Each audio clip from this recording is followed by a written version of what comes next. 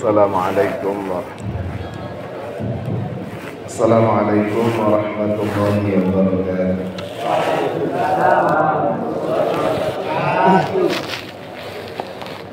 Al-Fatihah biniyati billahi syafa'at Rasulillah wa hadratin Nabi Mustafa Sayyidina wa Maulana Muhammadin sallallahu alaihi wasallam wa ala alihi wa ashabihi azwajihi wa dhurriyyatihi ahli baitihi ajma'in.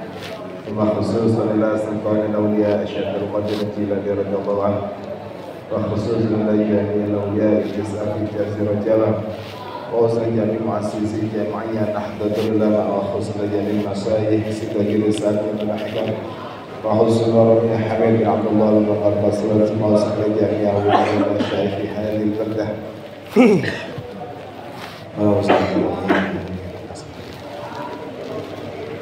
wa ila jami'i man amara hadha al-masjid sabiqan lahiqan wa man abada Allah fi hadha al-masjid wa man i'takafa fi hadha al-masjid wa ila jami'i abaina wa ummahatina wa limashayikhina wa limuallimina wa dhawina alaina wa li jami'il mu'minina wal mu'minat wal muslimat syai'un lillahi lahumul Fatiha. A'udzu billahi minasy syaithanir rajim. Bismillahirrahmanirrahim.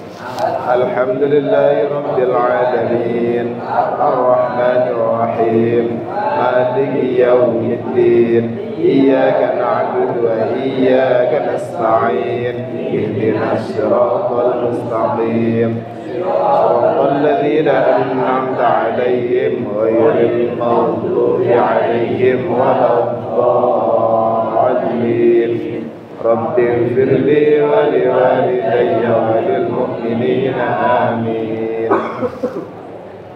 Bismillahirrahmanirrahim. Alhamdulillahi rabbil alamin wa bihi nasta'inu ala umuri dunya waddin.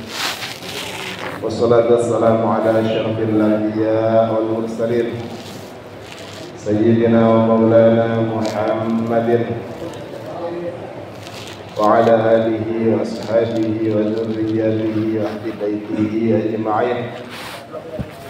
Qala rabbi shrah li sadri wa yassir li amri wahlul 'uqdatam min lisani yafqahu qawli. Subhanaka la ilma lana illa ma 'allamtana innaka antal 'alimul hakim. La hawla wa la quwwata illa billahil 'aliyyil 'azim. Nawaitu ta'alluma li'a'da'i kalimatillah, nawaitu ta'alluma li'ridallah, wa nawaitu ta'alluma li'izadatil jahdi. Amma ba'du. Hadratul muhtaramin, Jumatun Soyo, para bapak-bapak dan saudara Soyo, penghuni lapas kelas 2 Kota Pasuruan, rahimana wa rahmatullah. Mudah-mudahan kita semua senantiasa dirahmati oleh Allah Subhanahu wa taala.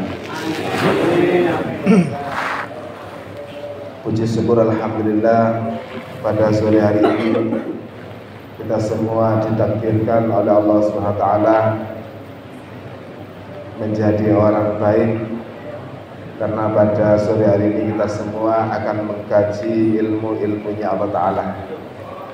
Mudah-mudahan amal soleh ini bisa menjadi tambahan catatan amal baik kita nanti kelak di akhirat. Amin amin Allahumma amin.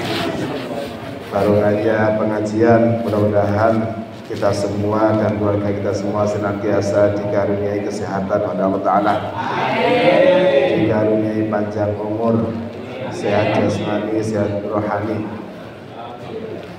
Mudah-mudahan apa yang menjadi hajat-hajat kita semua, cita-cita kita semua dipenuhi serta diridhoi oleh Allah Subhanahu wa taala. Amin amin Allahumma amin. Salatullah salamuhu mudah-mudahan tercurahkan kepada junjungan kita semua Nabi Agung Nabi besar Muhammad sallallahu alaihi wasallam. Mudah-mudahan kita semua diakui sebagai umat beliau dan nanti di akhirat bisa meraih syafaatnya. Amin amin Allahumma amin. Para bapak, para saudara sekalian yang berbahagia, tema kita pada pertemuan kali ini yaitu seputar fenomena salah kaprah sholat jenazah. Mengapa tema ini kami angkat? Karena yang pertama, salat jenazah itu hukumnya fardu kifayah, bukan sunnah gitu, tapi fardu kifayah. Fardu kifayah niku nggih wajib. Tapi ketika ada yang melakukan, maka kewajiban yang lainnya itu menjadi gugur. Tapi tetap hukumnya adalah wajib. Mempelajari ilmu wajib itu hukumnya juga wajib.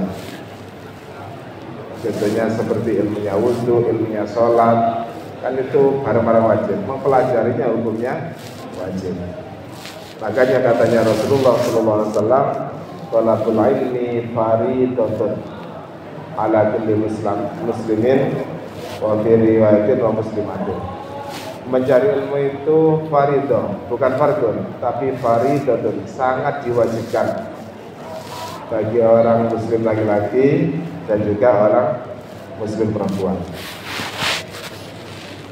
Kita mengangkat tema seputar sholat jenazah, walaupun panjenengan ini saat ini berada di lapas, tapi kan suatu saat panjenengan ini akan kembali ke tengah-tengah masyarakat. Mudah-mudahan impian itu akan segera terwujud. Amin. Panjenengan semua ini bisa kembali di tengah-tengah masyarakat, kembali berkumpul dengan keluarga, dengan anak cucu kabeh dalam keadaan yang lebih baik lagi dari yang kemarin-kemarin. Okay. Untuk salat jenazah ini adalah satu rangkaian dari 4 kewajiban yang harus terpenuhi ketika ada salah seorang muslim atau muslimah yang meninggal di satu daerah. Jadi ketika di satu daerah itu ada orang meninggal, sesama orang Islam tapi maka orang yang meninggal itu punya hak 4 atas orang yang masih hidup.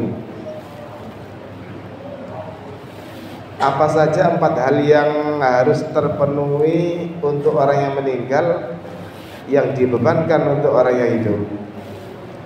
Yang pertama, orang yang meninggal itu wajib untuk dimandikan. Yang kedua, wajib untuk dikafani. Yang ketiga, wajib untuk disolati.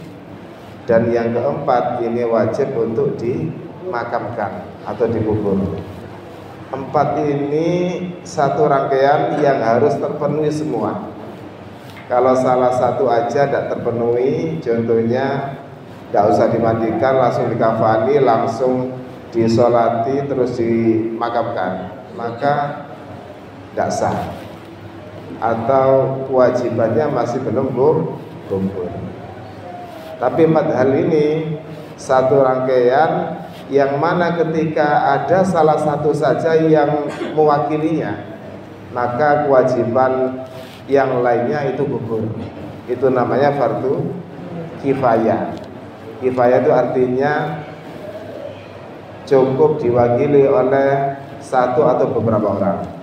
Contoh, di desa jenengan ada orang meninggal, lalu wak mudin biasa yang bertugas ya, niku sudah memandikan, mengkafani, mensolati, lalu mengubur.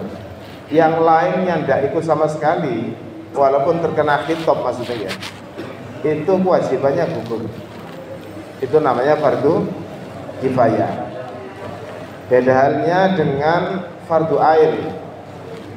Kalau fardu ain tidak bisa diwakili.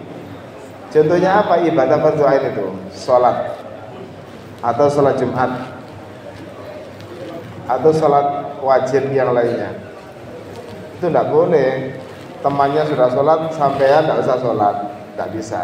Harus per individu atau perorangan wajib melaksanakan. Itu namanya fardu ain. Paham ya bedanya fardu kifayah oleh fardu ain?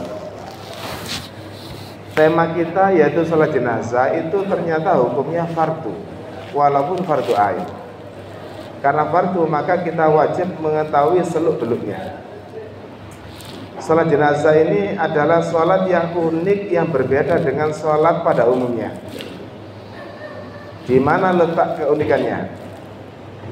Tidak ada rukuk, tidak ada i'tidal, tidak ada sujud, tidak ada duduk di antara dua sujud, tidak ada tahiyat. Itu uniknya.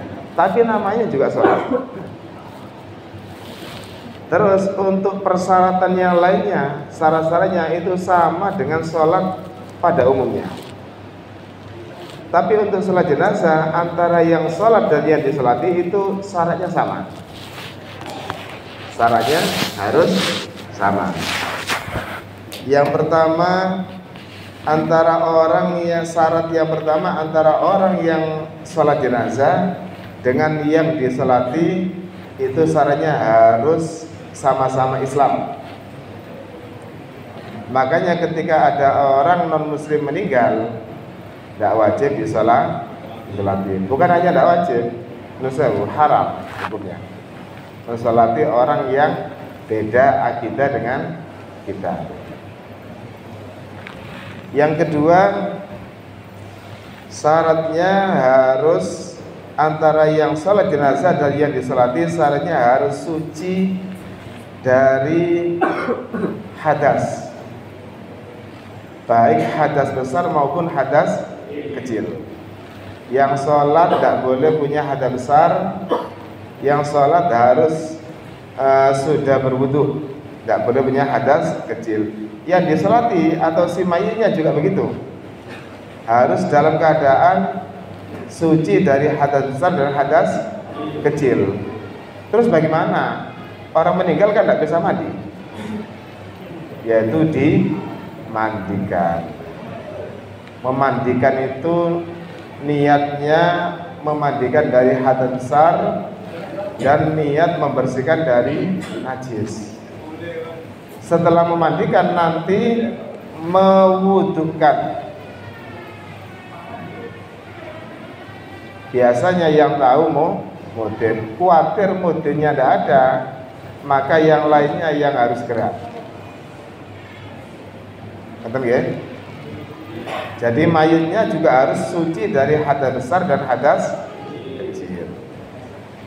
Terus syarat yang selanjutnya harus suci dari najis, baik yang mensolati maupun yang disolati atau si mayit. Makanya mayit itu dimandikan itu niatannya dua, niat menghilangkan najisnya, dicawi sampai bersih. Biasanya orang yang meninggal itu keluar kotoran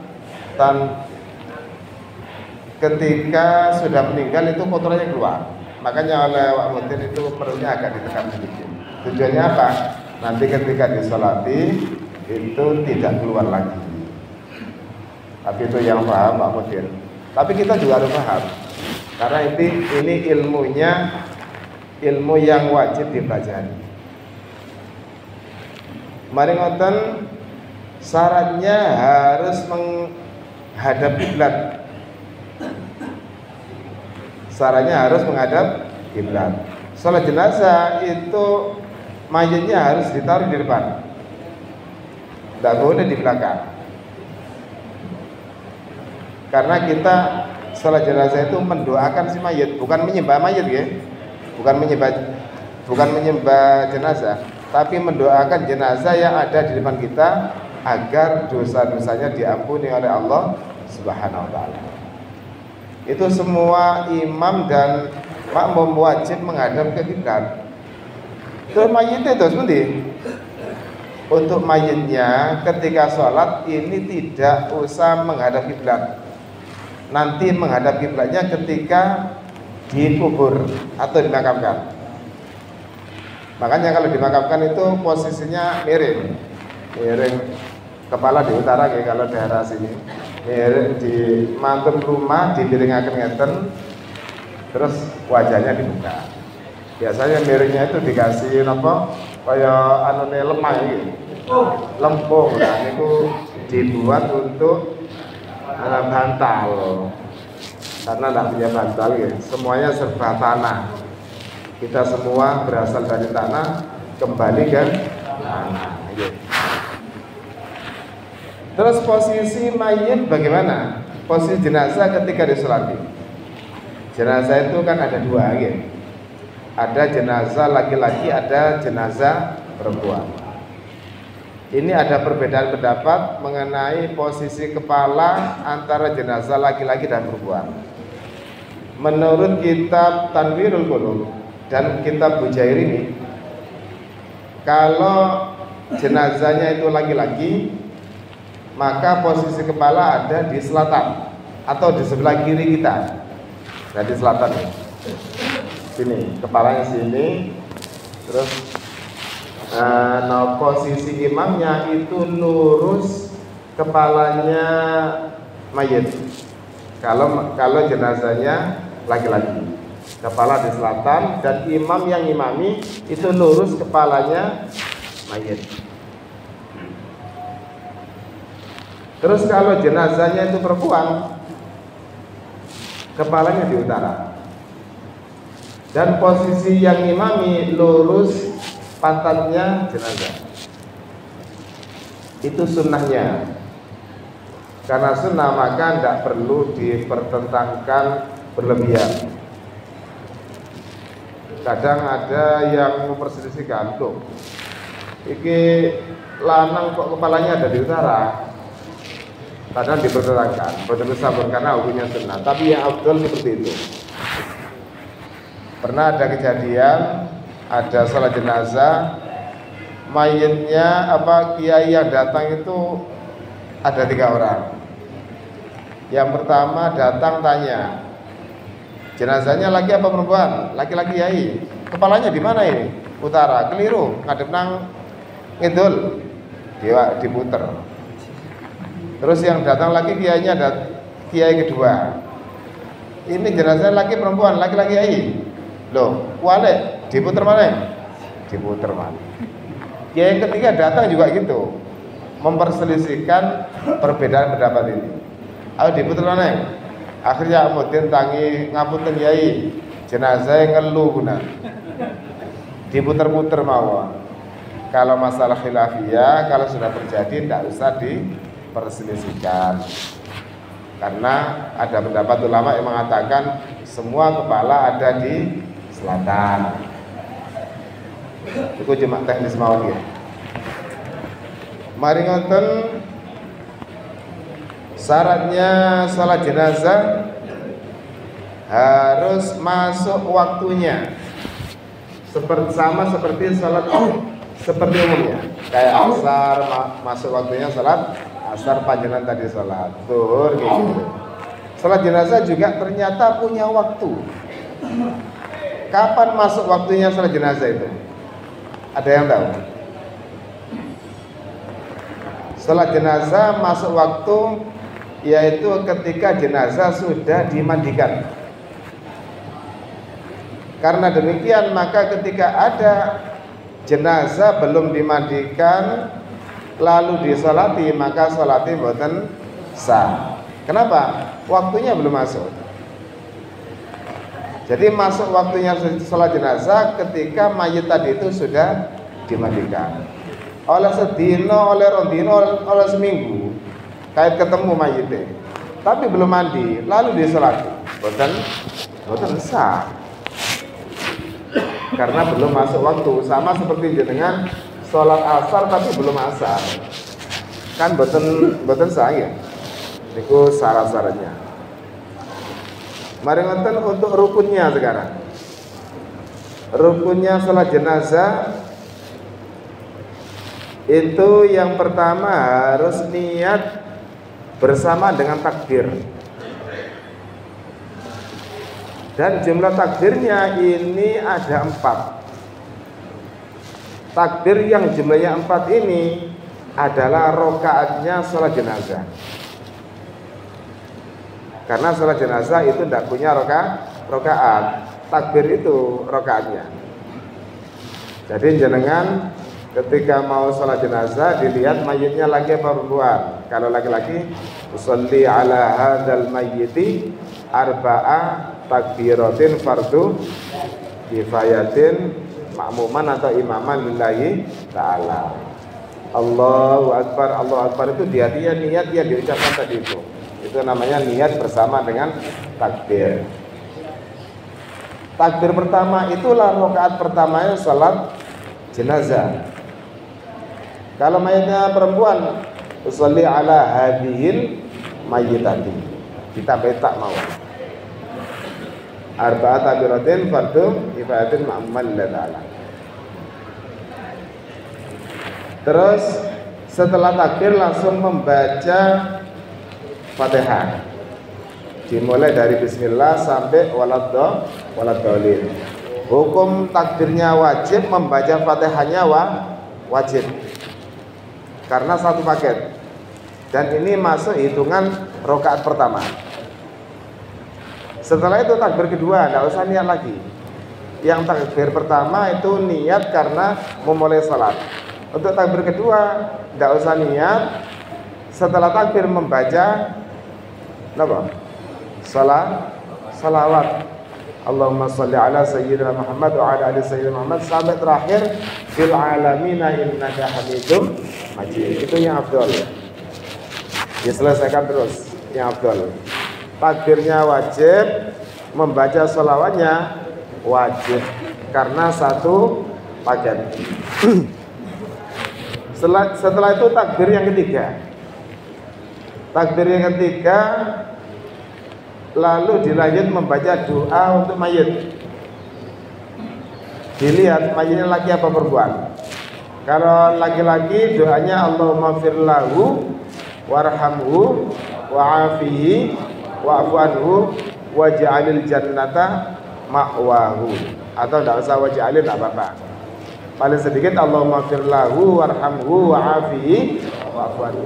Kalau mayitnya perempuan Allahumma fir laha warhamha wa'afiha wa'fu anha. Kalau mayitnya lebih dari dua kalau mayitnya dua maksudnya, kan boleh salat mayit langsung dua mayit, tidak apa-apa. Allahumma fir lahuma warhamhuma wa'afihima wa'fu anhuma. Pokok hunya ganti huma, hanya juga ganti huma. Itu namanya tasniyah. Kalau mayitnya lebih dari dua, berarti tiga minimal. Itu jama'. Allahumma fir lahum warhamhum wa'afihim wa'fu anhum waj'alil jannata ma'wahum. Loh, bisa tak salat mayit langsung mayitnya banyak? Bisa. Dan itu sering terjadi di mana? Di Mekah, di Masjidil Haram. Itu hampir tiap hari, hampir tiap selesai sholat 5 waktu ada sholat jenazah langsung banyak, 5, 7, 10 langsung sholat disolati dalam satu kali sholatan. Mayitnya banyak, makanya doanya Allahumma fir lahum tadi itu. Takbir yang ketiga hukumnya wajib, baca doanya wajib. Dan ini menjadi dalil bahwasanya kita mendoakan orang lain itu boleh. Buktinya apa? Salat jenazah takbir ketiga kita wajib membaca doa Allahumma fir lahum, kan mendoakan orang lain itu. Makanya kalau ada yang mempertentangkan tidak boleh mendoakan orang lain, ini dalilnya. Dalil kewajiban salat jenazah rakaat ketiga baca doanya masuk rukun, masuk wajib mendoakan orang lain. Termasuk dalile tahlilan bareng itu. Kan tahlilan jenengan mendoakan orang lain gitu. Yang terakhir, takbir yang keempat adalah rakaat keempat. Takbirnya hukumnya wajib, lalu membaca doa Allahumma la tahrimna ajrahu wa la taftinna ba'dahu wa fir lana wa lahu. Itu yang laki-laki. Yang perempuan jangan kias sendiri, kalau mayatnya banyak dikias sendiri. Takbirnya wajib, baca doanya sunnah. Itu bedanya ya.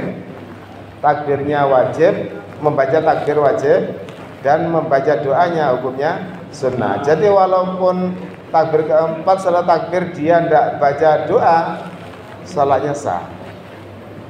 Karena hukum membaca doanya adalah sunnah.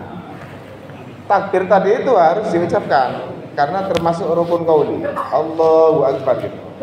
Jadi kalau ada orang takbir tapi tidak bersuara, mingkem dok, tangan itu gerak, betul sah. Karena itu rukun qauli harus terucap minimal bisa didengar oleh dirinya sendiri. Termasuk salat yang lainnya, bukan hanya salat mayit.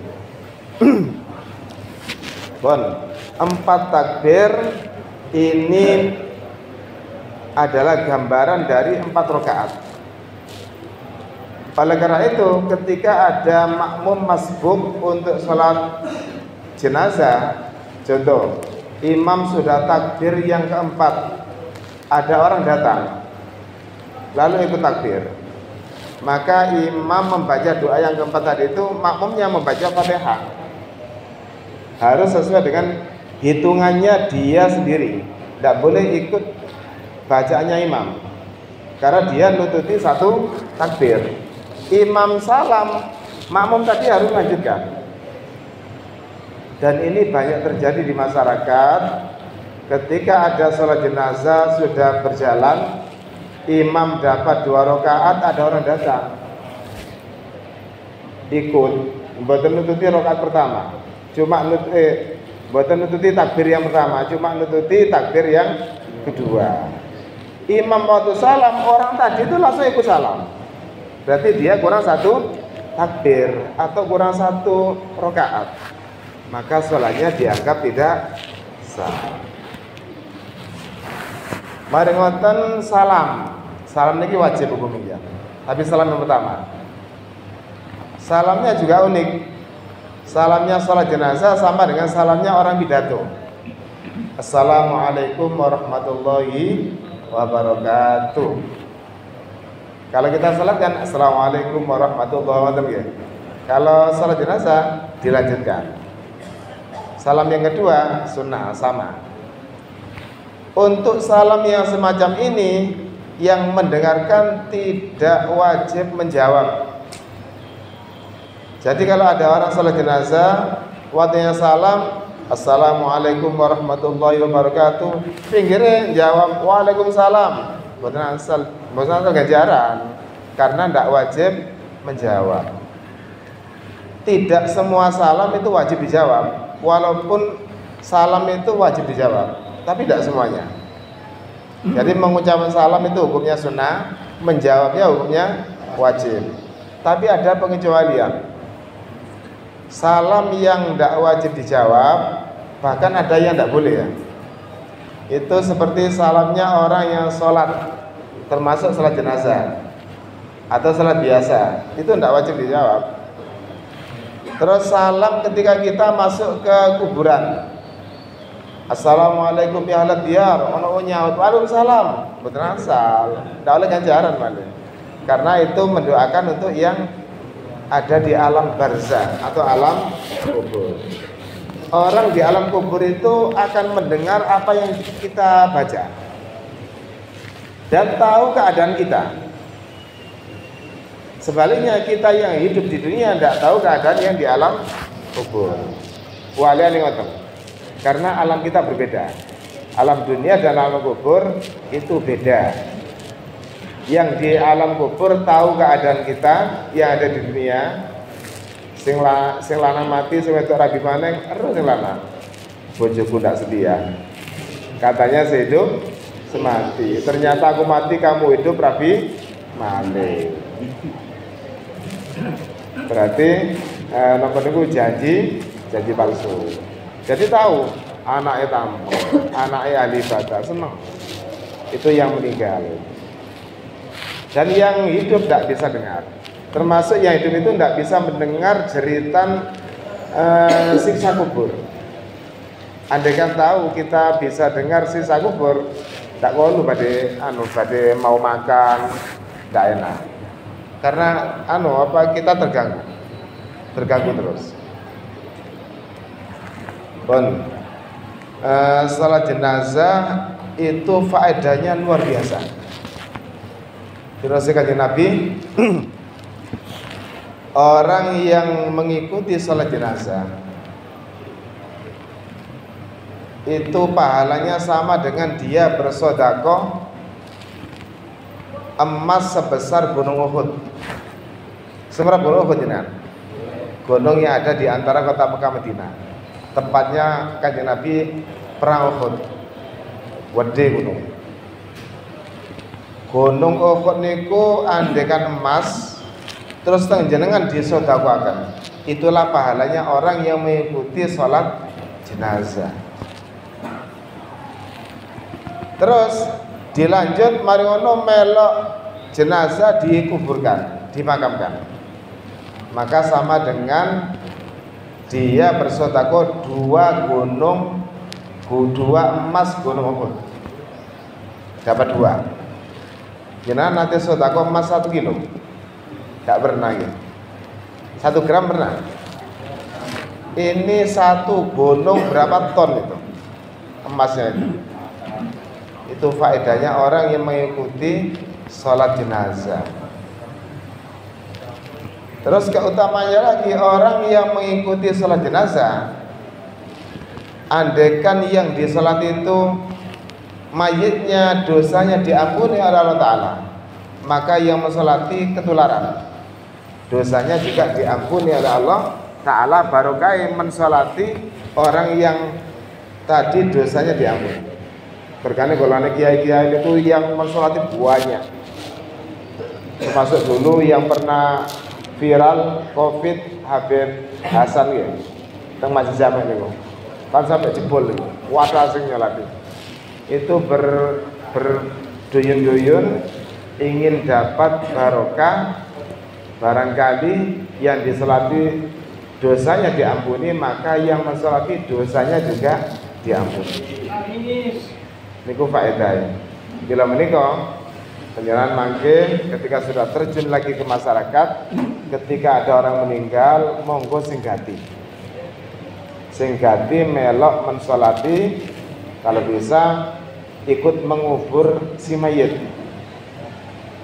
Eman-eman kita hitung-hitung kita ini dapat pahalanya bersedekah emas 1 gunung.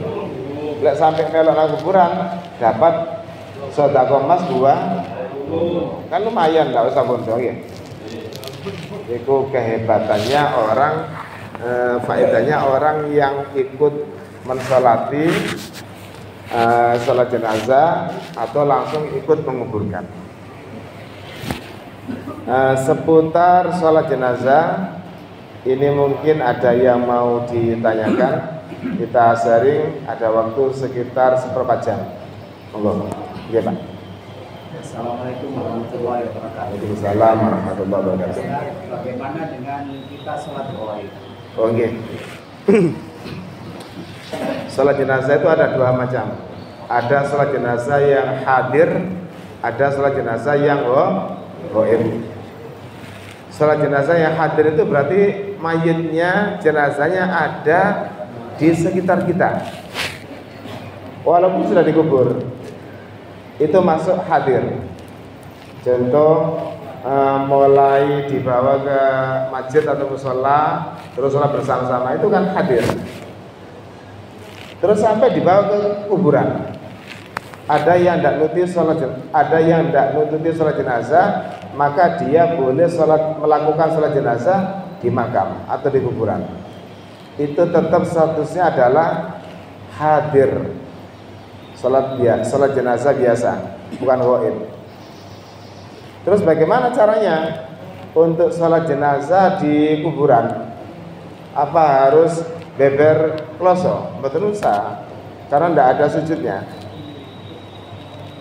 Sholat jenazah itu kan tidak butuh sop ya, sel-deselan betul-betul, karena tidak butuh ruku.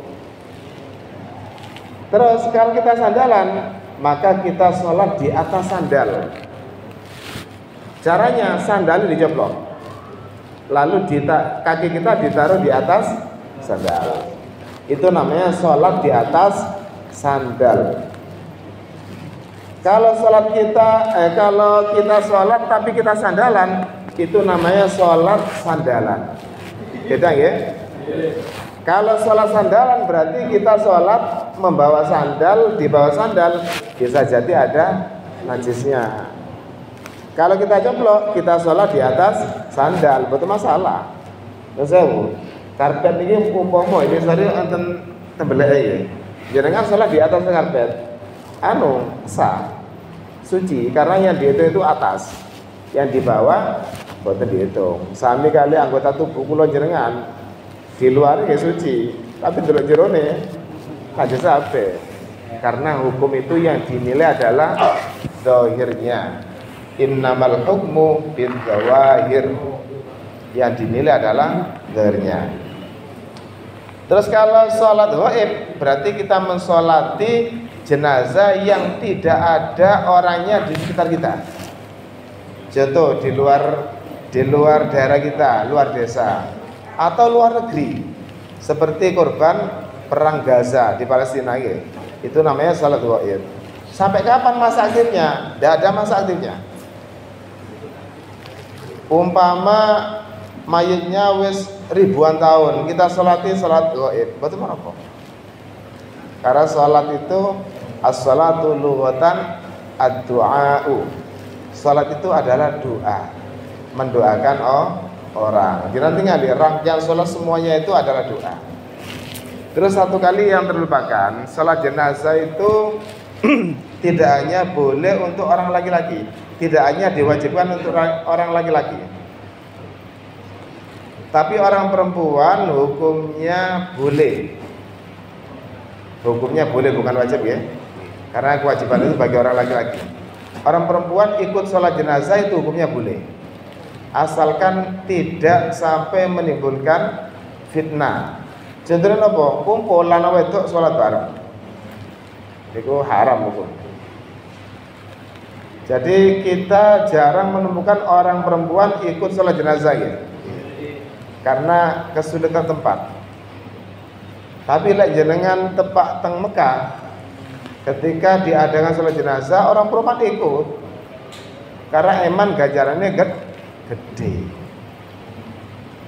Ibaratnya sami kali sholat Jumat. Sholat Jumat itu wajibnya bagi orang laki-laki. Tapi andai kan ada orang perempuan ikut sholat Jumat, maka orang perempuan tadi itu kewajiban sholat zuhurnya gugur, tidak perlu sholat zuhur. Dan itu ya afdol memang. Tapi di daerah kita kesulitan tempat membedakan tempat laki-laki dan perempuan, karena masjid kalau waktu Jumatan full biasa. Tidak Jumatan doa ya. Tidak tempat Jumatan sepi malih. Kalau di daerah Mekah, di Masjidil Haram atau Masjid Nabawi Madinah, tiap sholat Jumat diadakan jamaah haji atau umroh itu juga ikut sholat Jumat, karena yang afdol memang lebih baik sholat Jumat ketimbang sholat zuhur, karena sholat Jumat itu adalah sholat fardu yang menempati urutan pertama. Rojoy sholat fardu sholat Jumat. Yang kedua apa? Sholat subuh di hari Jumat. Sholat subuh di hari Jumat. Subuh paling apa ya? Soalnya ngantuk-ngantuk ya. Yang ketiga sholat subuh di luarnya hari Jumat. Yang keempat sholat isya. Loh isya kan gampang, mari maghrib sholat isya. Mungkin sampean lek sakit ngoten. Kadang orang meremehkan, isya sik tang entek waktune. Kayak turu wis, akhirnya kebablas sampai jam 6. Isya hilang, subuhnya hilang kabeh. Makanya dikatakan berat, walaupun waktunya panjang, sholat isya itu ternyata menipu. Sering membuat orang kebablas ya. Mari ngoten yang urutan selanjutnya sholat zuhur. Kenapa? Karena zuhur itu waktu panas, kesel-kesel, dikongkon sholat. Dan yang afdal adalah ibadah sholat itu di awal waktu. Mari ngoten sholat asar. Karena asar itu biasa kan boleh kerja, sik kesel dikongkon sholat. Terakhir, urutan terakhir sholat fardu itu adalah maghrib. Maghrib tidak ada alasan mana. Soalnya wes mari adus, mari sholat asar. Wes persiapan katanya menghadapi malam hari. Itu maghrib urutan terakhir. Lihat anak wong sholat maghrib tapi seilang aja. Niku pun kenemenan benar-benar ya. Wan, pertanyaan yang lain. Monggo. Nggih, monggo. Sama, jenis kelamin apa? Laki apa perempuan? Lah ya, Allah mafirlahu tadi itu. Iya sama. Pokoknya beda kelamin, besar kecil bebas. Tapi bedanya kalau anak kecil itu namanya dosa. Kita niatnya ibadah. Tetap kita mendoakan walaupun efeknya tidak ada. Karena anak kecil belum balik maksudnya ya. Itu kan tidak kena hisab. Nanti anak-anak kecil yang masih belum balik itu semuanya akan menjadi penghuni surga. Akan menjadi penduduk surga walaupun anaknya orang kafir. Asalkan belum balik. Terus di surga juga ada fasilitas anak kecil. Jadi di surga itu ada dua nanti. Ada penduduk surga dari anak kecil, berarti dari bumi ya. Orang anaknya manusia masih belum balik, meninggal, itu nanti secara otomatis akan menjadi penduduk surga tanpa hisab karena tidak punya dosa. Terus di akhirat sendiri, di surga sendiri itu ada fasilitas atau kenikmatan yang berupa anak kecil yang akan menjadi pelayan. Kita nanti akan dilayani oleh anak kecil, lucu-lucuan. Itu bukan dari jenis manusia, tapi memang dari fasilitas surga itu sendiri. Beda ya. Kalau anak kecil belum balik itu langsung menjadi penduduk surga atau penikmat surga. Terus ada fasilitas atau nikmat surga yang berupa anak kecil. Perbandingan ini sampai kalian orang perempuan yang masuk surga. Berarti itu adalah penduduk surga. Kalau bidadari, apa? Nikmatnya surga atau kenikmatan surga yang akan sampai nikmati semua gitu. Allahumma amin. Berkah Indonesia sing dorong rabi terus meninggal itu tidak usah sedih karena nanti di akhirat ada fasilitas yang berupa bidadari.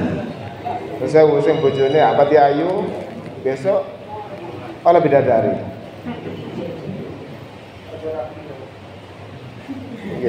Di akhirat itu ada bidadari itu sayang ayune sampai lengelek itu dek mriki ketinggal melakoni itu dek napa dek gorokan ketok saking putih nih saking putih nih ngelek itu apa mana ngelek permen gitu atau nektar tambah ketok. Moga tinggal 5 menit ada lagi moga. Jenazah untuk laki-laki yang operasi kelamin menjadi wanita. Ada jenis kelamin itu laki-laki, ada jenis kelamin perempuan. Terus ada tengah-tengahnya, yaitu bahasa kitanya khunsa.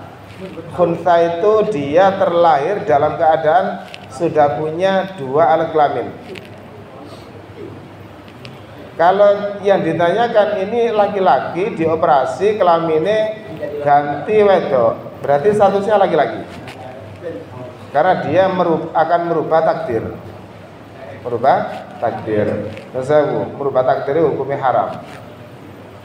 Sami kali baji-baji itu. Baji-baji yang menjadi biduan, baji-baji yang menjadi apa itu drum band biasanya. Kelihatannya lucu ya, tapi aslinya itu adalah dosa. Karena dia mau merubah takdir. Kalau ada orang terlahir laki-laki, terus dia kena lingkungan dulu nabi arah itu, akhirnya dia rodok bencong gitu, rodok banci. Maka dia berkewajiban untuk merubahnya, merubah agar sifat-sifatnya, karakternya menjadi laki-laki lagi. Berkali jangan pun senang-senang bencong, bahaya niku. Dosa separuh niku, dosa temenan niku. Karena itu adalah merubah takdirnya Allah Ta'ala. Termasuk operasi irung bareng. Konten nggih. Irunge dioperasi kaya iye ngene iki tambah dawa. Mboten asal. Ya operasi.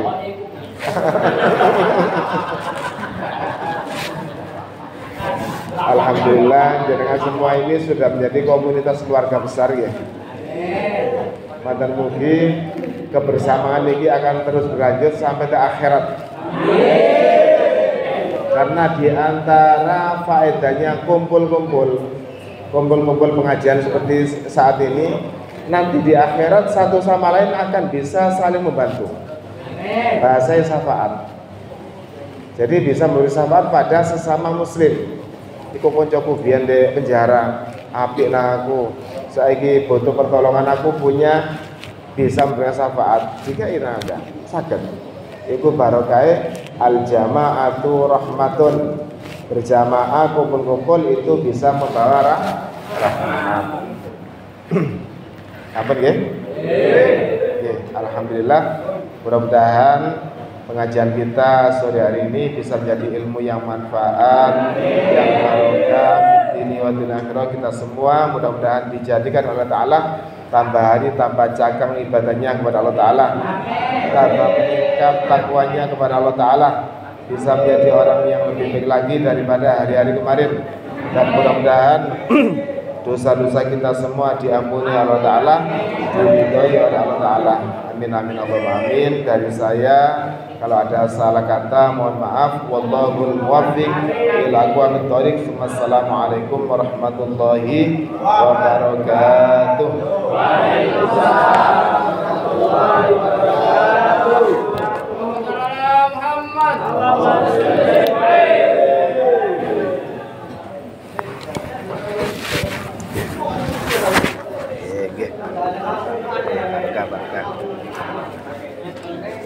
Barokah. Nggih, barokah. Alhamdulillah. Barokah nggih. Nggih. Mugi selamat saya, sukses saya. Barokah saya. Nggih. Nggih, barokah nggih. Nggih, barokah. Nggih, salam nggih.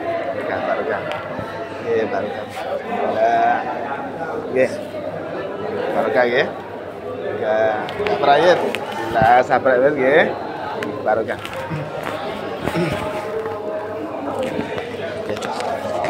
Gelar ya. Kalau betul barokah ngaos nih. Nggih. Mas, nggih, monggo.